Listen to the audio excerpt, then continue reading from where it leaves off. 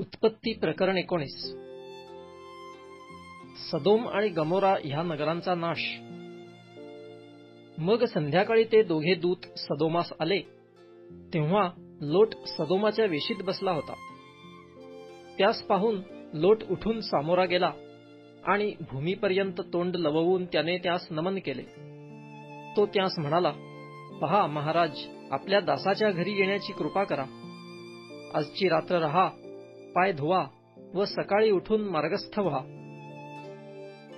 पण ते म्हणाले, नाही, आम्ही रात्रभर रस्त्यातच मुक्काम करू. पण त्याने त्यास फारच आग्रह केल्यावरून ते त्याच्याबरोबर त्याच्या घरी गेले. त्याने त्यांच्यासाठी भोजन तयार केले. त्याने बेखमीर भाकऱ्या केल्या आणि ते जेवले. ते निजण्यापूर्वीच त्या नगराच्या माणसांनी, म्हणजे सदोमाची माणसे, तरुणापासून ते म्हाताऱ्यापर्यंत सगळ्या लोकांनी चोहोकडून येऊन त्या घराला गराडा घातला. ते लोटास हाक मारून म्हणाले, आज रात्री तुझ्याकडे आलेले पुरुष कोठे आहेत? त्यांना बाहेर आण, म्हणजे आम्ही त्यांच्याशी समागम करू. तेव्हा लोट दाराशी त्याचकडे गेला व त्याने आपल्या मागून दार लावून घेतले. तो म्हणाला, बांधव हो, असले दुष्कर्म करू नका. हे पहा, माझ्या 2 मुली आहेत.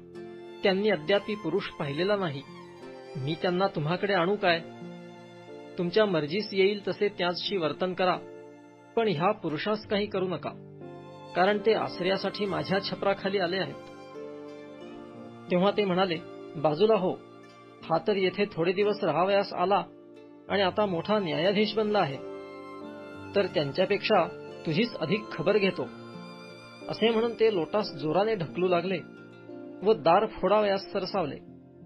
तो त्या पुरुषांनी बाहेर हात काढून लोटास घरात आपणाकडे ओढून दार लावून घेतले. आणि घराच्या दाराशी जी लहान थोर माणसे जमली होती, त्यास त्यांनी आंधळे करून टाकले. मग ती घर शोधून शोधून थकली. ते पुरुष लोटास म्हणाले, तुझे आणखी कोणी येथे आहेत काय? तुझा जावई, तुझे मुलगे, तुझ्या मुली आणि तुझे दुसरे कोणी या नगरात असेल, त्यास या स्थानातून बाहेर काढ, कारण आम्ही या स्थानाचा नाश करणार आहोत. या लोकांविषयी परमेश्वरापुढे फार ओरड झाली आहे आणि या नगराचा नाश करण्यास परमेश्वराने आम्हास पाठविले आहे. तेव्हा लोट बाहेर जाऊन आपल्या मुलींशी विवाह केलेल्या आपल्या जावयास म्हणाला, उठा, या स्थानातून बाहेर पडा, कारण परमेश्वर या नगराचा नाश करणार आहे. परंतु त्याच्या जावयास तो केवळ गंमत करीत आहेसे भासले. पहाट होताच दूतांनी लोटाला घाई करून म्हटले, उठ, तुझी बायको व येथे असलेल्या तुझ्या 2 मुली यास घेऊन निघ, नाहीतर या नगराच्या शिक्षेत तुझा संहार होईल. पण तो दिरंगाई करू लागला. तेव्हा परमेश्वराची करुणा त्याचवर होती, म्हणून त्या पुरुषांनी त्याच्या बायकोच्या आणि त्याच्या 2 मुलींच्या हातास धरून त्यांना ओढून बाहेर काढिले आणि नगराबाहेर आणून सोडिले. त्यांना बाहेर आणल्यावर दूत त्यास म्हणाला, आपला जीव घेऊन पळ, मागे पाहू नको व खोऱ्यात कोठे थांबू नको. डोंगराकडे पळ काढ, नाहीतर तुझा संहार होईल. तेव्हा लोट त्यास म्हणाला, हे प्रभू, नको नको. पहा, ह्या तुझ्या दासावर तुझी कृपादृष्टी झाली आहे. माझा जीव वाचविला ही तुझी मजवर अपार दया झाली आहे. मला डोंगराकडे पळून जाववणार नाही. न जाणो मजवर हे अरिष्ट येऊन मी मरून जाईन. तर पहा, पळून जाण्यास हे नगर जवळ असून लहान आहे. पहा, ते किती लहान आहे. तिकडे मला पळून जाऊ दे, म्हणजे माझा जीव वाचेल. तेव्हा तो त्याला म्हणाला, पहा, तुझ्या याही गोष्टीला मी मान्य आहे. तू म्हणतोस त्या नगराचा मी नाश करणार नाही. त्वरा कर, तिकडे पळून जा, कारण तू तेथे जाऊन पोहोचेपर्यंत मला काही करिता येत नाही. यावरून त्या नगराचे नाव सोअर, म्हणजे लहान, असे पडले. लोट सोअरात जाऊन पोहोचतो तो पृथ्वीवर सूर्योदय झाला.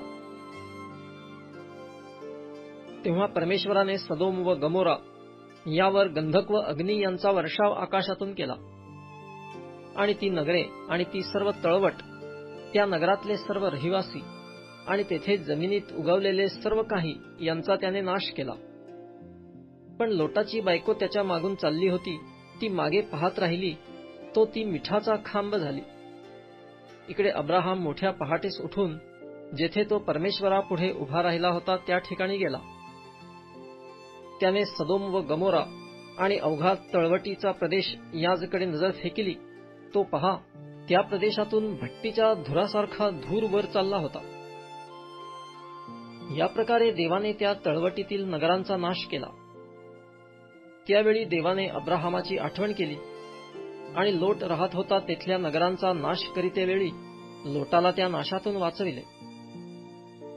मोवाबी आणि अम्मोनी यांच्या वंशाचा प्रारंभ. नंतर लोट आपल्या दोन्ही मुलींसह सोरातून निघून डोंगरावर जाऊन राहिला.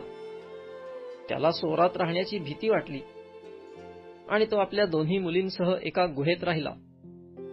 एके दिवशी थोरली धाकटीस म्हणाली, आपला बाप म्हातारा आहे आणि जगरहाटीप्रमाणे आपल्यापाशी येण्यास कोणी पुरुष पृथ्वीवर नाही. तर चल, आपण आपल्या बापास द्राक्षारस पाजू आणि त्याचपाशी निजू. अशा प्रकारे आपण आपल्या बापाचा वंश चालवू. त्यांनी त्या रात्री आपल्या बापास द्राक्षारस पाजिला आणि थोरली मुलगी त्याचपाशी जाऊन निजली. पण ती केव्हा निजली व केव्हा उठली हे त्याला कळले नाही. मग दुसऱ्या दिवशी थोरली धाकटीस म्हणाली, पहा, काल रात्री मी बापापाशी निजले, तर आज रात्रीही आपण त्याला द्राक्षारस पाजू आणि तू त्याचपाशी जाऊन निज. अशा प्रकारे आपण आपल्या बापाचा वंश चालवू. त्या रात्रीही त्यांनी बापास द्राक्षारस पाजिला आणि धाकटी उठून जाऊन त्याचपाशी निजली. पण ती केव्हा निजली व केव्हा उठली हे त्याला कळले नाही. या प्रकारे लोटाच्या दोघी मुली बापापासून गर्भवती झाल्या. थोरल्या मुलीस मुलगा झाला, त्याचे नाव तिने मोवाब असे ठेविले. आज मितीला जे मोवाबी म्हणून आहेत त्यांचा हा मूळ पुरुष. धाकटीसही मुलगा झाला, तिने त्याचे नाव बेन अम्मी असे ठेविले. आज मितीला जे अम्मोनी म्हणून आहेत त्यांचा हा मूळ पुरुष.